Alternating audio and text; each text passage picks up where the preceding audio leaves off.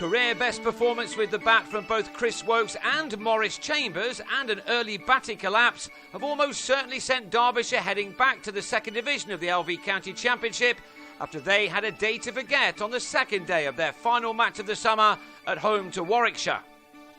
Woakes and Chambers had already stolen Derbyshire's thunder on the previous evening when they put on 68 for the ninth wicket to lead their side, who had been in terrible trouble on 148 for 7 at one point, to 285 for 8. And after rain meant that much of the morning was lost, these two continued to frustrate the home side as they took their ninth wicket partnership into the record books, with the best ever ninth wicket stand made at this ground. It turned out to be a memorable day for both players, as Derbyshire, not for the first time this summer, let a promising position slip from their grasp.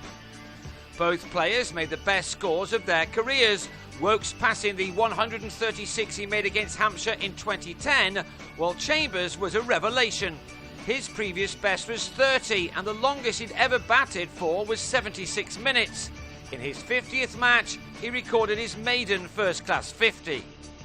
He survived for a remarkable 168 balls in nearly 3.5 hours before he was finally stumped off David Wainwright for 58, the partnership ending on a tremendous 166 made in 55 match-changing overs.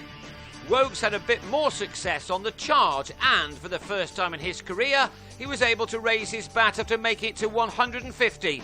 He'd used up 271 balls, from which he'd found the boundary 14 times. He'd also denied Derbyshire any more than 2 bowling bonus points, when Warwickshire then declared on 391 for 9, Woakes unbeaten on 152.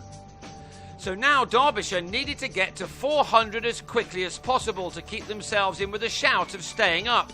Instead, Ben Slater was LBW to Keith Barker to the third ball. Chambers' extraordinary day got even better when he also removed Wayne Madsen in his first over, Varun Chopra with the catch in the slips.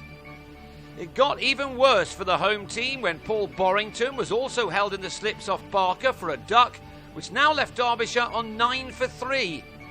And that became 14 for 4 when Richard Johnson edged Chambers to Ricky Clark to end a hideous session for Carl Cricken's team. Batting suddenly looked almost impossible in the gloomy conditions, with even Shivnarine Chanderpaul finding Chambers, who's on loan from Essex, way too good at times. Barker then picked up the 5th wicket with a total on 33, Stuart Pointer taking his maiden championship catch behind the stumps to remove Alex Hughes. Woakes then replaced Chambers, something Tom Poynton wished hadn't happened, as he took a nasty blow on the hand as the troubles for the batsman continued. Chanderpaul probably loved the intense battle, but he was the only one. By the time that bad light took the players off early, he'd scored more than half of his team's runs. Alas for him, he probably needs to convert his overnight 24 into a double 100 if his side are going to turn this game around from here.